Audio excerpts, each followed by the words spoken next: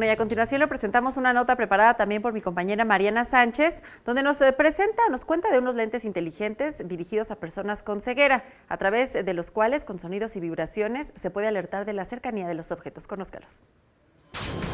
Preocupados por la seguridad de las personas con ceguera, quienes pueden golpearse con objetos a la altura del pecho hacia arriba, debido a que no hay forma de que sepan que hay algo a esa altura, David Gutiérrez, médico cirujano, y Efrén Lozano, ingeniero en computación, egresados de la FES Zaragoza y FES Aragón respectivamente, diseñaron un dispositivo electrónico que permite detectar objetos hasta 1 metro de distancia por medio de un dispositivo que envía señales para así poder evadirlos. Tomé unos cursos de robótica en un lugar que se llama Punto México Conectado, que es una iniciativa de la Secretaría de Comunicaciones y Transportes.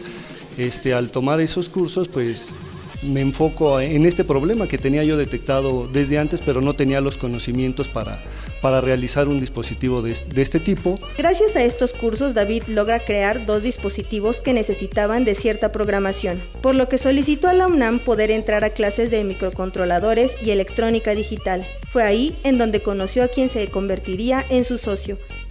El ingeniero Efrén Lozano puso la implementación de la idea del doctor David. Comenzó con un prototipo en donde el sensor estaba integrado en los lentes, pero era muy invasivo. Tuvieron que probar otros hasta llegar al que en estos momentos está en prueba.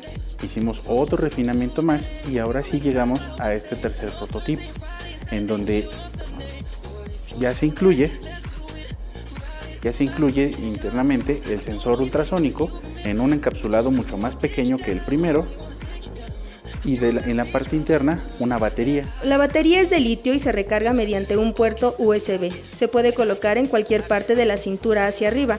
El prototipo cuenta con 2 alarmas, un sonido y una vibración que se activan al detectar objetos a 1 metro de distancia. La persona puede elegir entre utilizar la alarma sonora o la vibración. El equipo de Ultrasonic Eyes espera que este sistema pueda utilizarse en personas con ceguera de nacimiento, ceguera por accidente o por alguna enfermedad. Asimismo, buscan que algunas empresas, asociaciones civiles u organismos gubernamentales se interesen en el proyecto para poder invertir en él, producir más, abaratar el costo y hacerlo accesible a quienes lo necesiten.